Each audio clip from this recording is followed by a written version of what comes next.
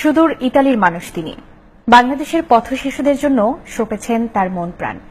এদেশের স্বেচ্ছাসেবীদের নিয়ে গড়েছেন পথ শিশু সেবা সংগঠন। ইতালির ব্রাদার লুসিও বেনিনাতি এখন বাংলাদেশের পথ শিশুদের প্রিয় লুসিও ভাই। আমিনুল ইসলাম বাবুলের ক্যামেরায় ইসমাইল হোসেন জুয়েলের রিপোর্ট।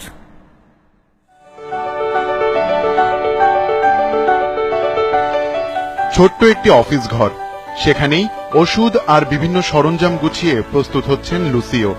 তার প্রতিদিনকার এই আয়োজনের পুরোটাই পথ শিশুদের জন্য।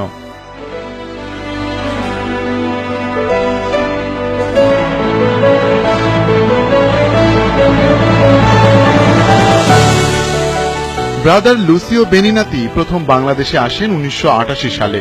এদেশের পথ শিশুদের দুর্দশার চিত্র তখনই ভাবিয়ে তোলে ইতালির এই মানুষটিকে। এরপর 2006 সালে দ্বিতীয় দফায় বাংলাদেশে এসে 1 বছরের মাথায় গড়ে তোলেন পথ শিশু সেবা সংগঠন। তবে বিদেশি সাহায্য কিংবা লোক দেখানোর জন্য নয়, পথ শিশুদের জন্য তার ভালোবাসা একান্তই হৃদয়ের টানে, মানবতার জয়গানে। পথ শিশু রাস্তায় আছে কারণ আমাদের সমাজ সুস্থ, মানে সমাজেরও সুস্থ ফলাফল। পৃথিবীতে সাধারণত এই আইডিয়া আছে, বাঙালিরা শুধুমাত্র চায়। আমরা এটা বিরুদ্ধে। পথ শিশুদের জন্য পথের ধারেই লুসিও গড়ে তুলেছেন ভালোবাসার এক পরিবার। কালিঝুলি মাখা শিশুরা এখানে খেলতে খেলতে খুঁজে পায় জীবনের এক ভিন্ন রূপ। আর পরম মমতায় এসব শিশুদের ক্ষত ভরা শরীরে ওষুধ লাগিয়ে দিয়ে পৃথিবীতেই স্বর্গসুখ খুঁজে পান লুসিও ভাই। বাচ্চার মুখ, বাচ্চার রিয়ালিটি কিছু না বুঝলে আমার চেতনা থাকবে না বাচ্চাদের সম্বন্ধে।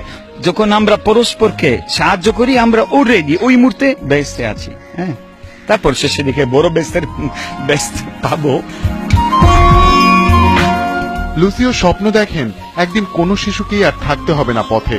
আর সেই স্বপ্ন পূরণে সবার একটু আন্তরিকতাই যথেষ্ট মনে করেন এই ভিনদেশী।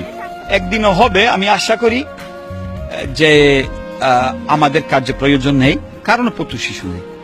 শিশুরা জাতির ভবিষ্যৎ, একথা যেমন সত্য, তেমনি একথাও সত্য যে প্রতিদিন সেই ভবিষ্যতের একটি বড় অংশ হারিয়ে যাচ্ছে অন্ধকারের চোরাবালিতে। অথচ সামান্য একটু ভালোবাসার যত্নে এসব পথ শিশুরাও মিলতে পারে সমাজের মূল স্রোতে। 7 সাগর 13 নদীর ওপার থেকে লুসিও এসে যদি সেই ভালোবাসা দিতে পারে, তাহলে আমরা পারবো না কেন? Ismail Hossain Jewel, GTV news, Dhaka.